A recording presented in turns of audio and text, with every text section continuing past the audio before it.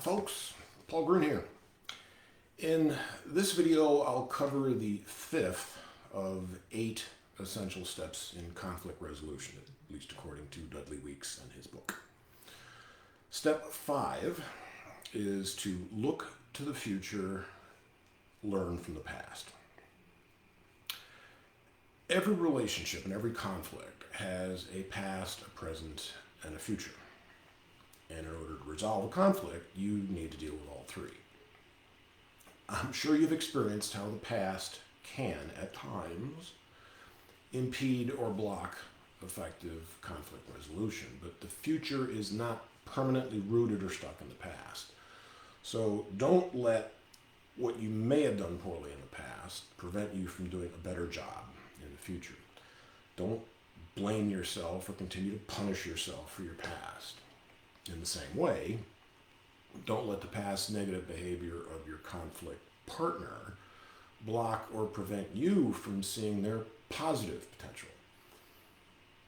And don't romanticize or glorify the past to such an extent that you'll never be able to compare favorably with it. Learn from the past.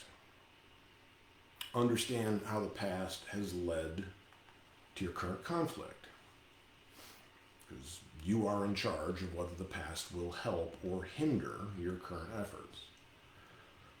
No matter what happened in the past, focus on what you can do now or in the future. In fact, it can be best to emphasize the present and future before dealing with the past.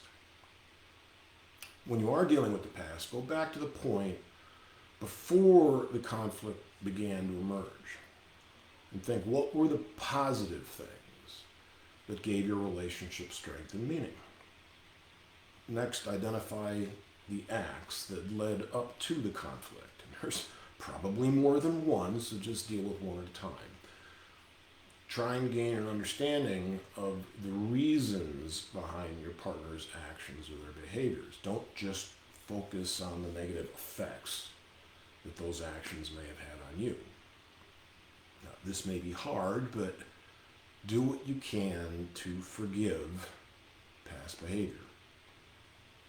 Ask yourself and your partner what you each need to do to move beyond the past event.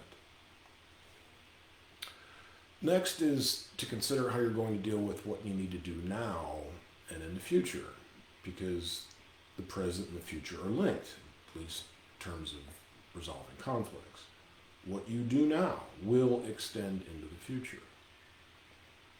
I mentioned this in another previous step, but it applies here as well. Both of you need to try and imagine what the relationship would be like if you deal with the current conflict effectively. That positive image will help you both get through things. So, that was step 5 of 8. Look to the future and learn from the past. 3 more steps to go. Those will be future videos.